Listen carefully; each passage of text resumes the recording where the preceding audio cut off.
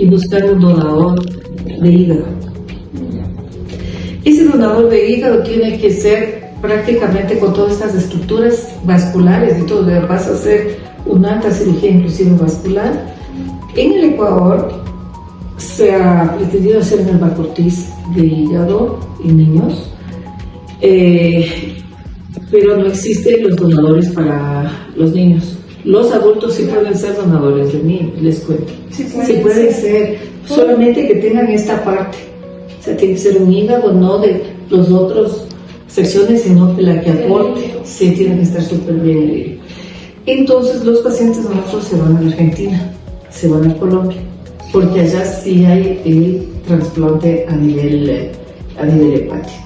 Entonces, acá lo hace también intentado hacer el Hospital Metropolitano, le hace la Junta de Beneficiarios en cuanto a lo que son otro tipo de trasplantes. Siempre se ha hecho los trasplantes de válvulas cardíacas, con bastante, porque hay donantes y tiene que adaptarse al tamaño del niño en la de la válvula, porque si no se puede, grande o insuficiente, imagínense, pero se puede hacer de la válvula también. Tenemos que, se hace de hueso. El osteosarcoma, que es un tumor maligno de hueso, para evitar la amputación, miren, esto es lo mejor que existe, para evitar la amputación de la pierna, de la extremidad que realmente puede ser inferior, hay bancos de huesos que están listos para llegar, el paciente se da quimioterapia, disminuye de tamaño, le hacen la exéresis en bloque, cuidan los vasos sanguíneos, se ve que no estén involucrados los vasos, esa es la única limitación, y llega el injerto óseo, que es para el trasplante, con el tamaño y las características que necesita, se hace una osteosíntesis y el paciente quitó la amputación. ¿Ya? Entonces, en niños se hace con excelente, esto que les decía de córnea, y tenemos que también puede ser no solo por cáncer, el de trasplante y esta inclusión de injertos pueden hacerse en niños de huesos por otros motivos. Esto resalta la importancia del trasplante como intervención vital en niños, donde el tiempo y el acceso son factores determinantes para la supervivencia. Desde el punto de vista inmunológico, el rechazo ocurre porque el sistema inmune reconoce lo propio de lo no propio. Esto está mediado principalmente por moléculas del complejo mayor de histocompatibilidad, también conocidas como HLA en humanos. En cuanto el sistema inmune reconoce el injerto como extraño, activa la respuesta inmune. El rechazo agudo ocurre generalmente días o semanas después del trasplante y es mediado por linfocitos T y anticuerpos. Los linfocitos T CD4 se encargan de activar la respuesta inmune y los CDH van a hacer directamente el daño al tejido injertado y también los anticuerpos pueden generar daño vascular y contribuir a la inflamación y a la disfunción del órgano. Esto produce infiltración celular, inflamación y daño tisular, lo que finalmente compromete la función del órgano trasplantado. ¿Cómo funcionan los tratamientos de inmunosupresores para prevenir el rechazo agudo?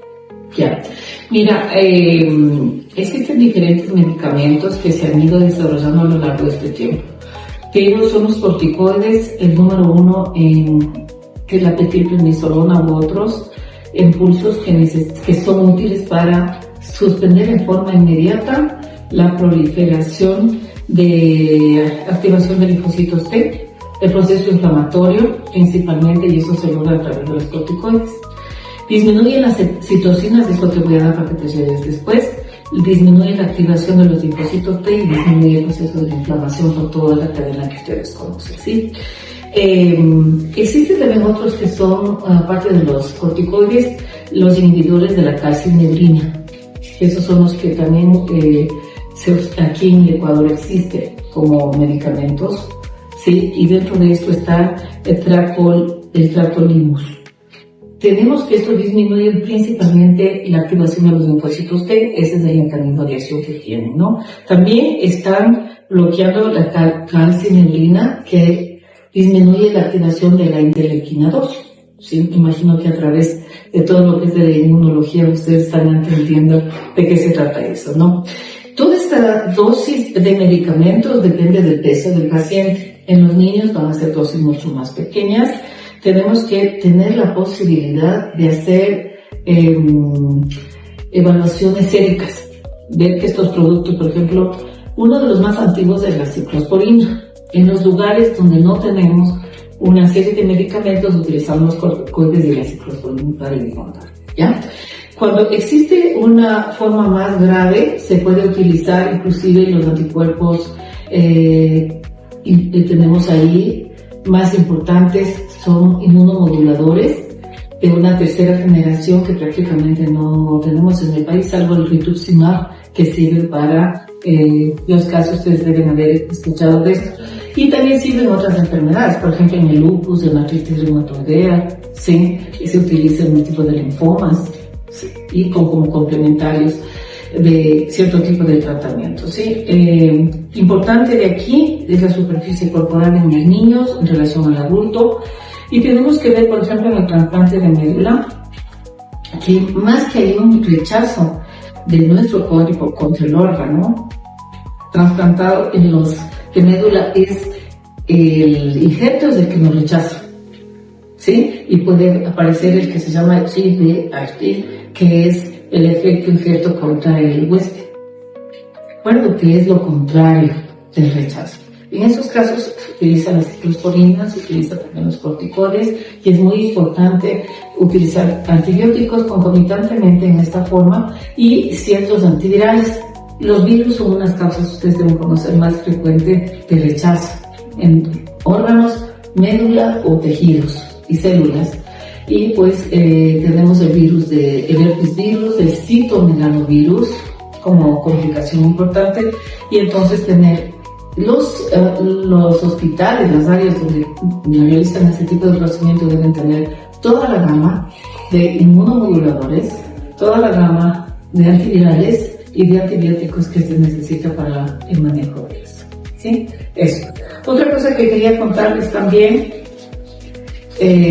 los adolescentes tienen mayor riesgo de rechazo agudo, ¿sí? Principalmente porque hay una mala... Tal vez se necesita para todo esto un proceso de aceptación por parte del paciente. En el niño bien chiquito tú le dices, haces y tiene que el niño someterse a lo que quiera. El adulto igualmente, pero el adolescente no acepta su condición de salud, no acepta su condición de que tiene que estar sin salir, que lo que tiene que cuidarse, que tiene que hacer, y entonces a veces eso evita de que haya una mejor o peor éxito en cuanto a lo que es. A ver, los niños pueden, que es importante aquí, se afecta el desarrollo, ¿sí? A consecuencia de todo este proceso, la preparación, la enfermedad, son niños más pequeños, desnutridos, niños que pueden tener a largo plazo afectación sobre todo en la estatura, en el crecimiento del paciente, eso básicamente por el uso y los efectos adversos de la medicación. Para evitar el rechazo se utilizan fármacos inmunosupresores como son tacrolimus, ciclosporina y corticosteroides. Estos se encargan de disminuir la activación del sistema inmune, pero aumentan el riesgo de infecciones. Como última pregunta, consultamos a la doctora Liz Borja cuáles son los signos o señales de alerta que indican que un paciente podría estar experimentando un rechazo agudo. Básicamente el órgano deja de perder la función y eso sí debe preocuparnos. En el caso de que sea del riñón, aumenta la creatinina.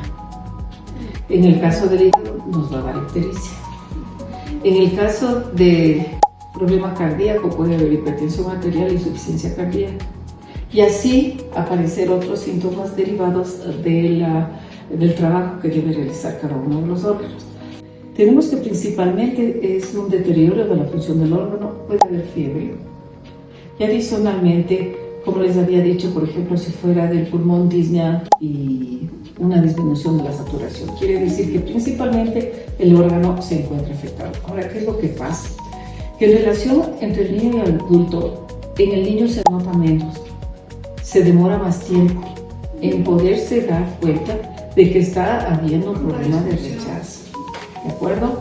Y podemos lastimosamente encontrar un estado de más deterioro. Comprender el rechazo no es solo inmunología, implica entender los desafíos clínicos y sociales que hay detrás de cada trasplante. En nombre de todo el equipo de Alerta Inmunológica, agradecemos muchísimo a la doctora Liz Borja por compartir con nosotros parte de su tiempo y conocimiento. y a todos ustedes por sintonizarnos.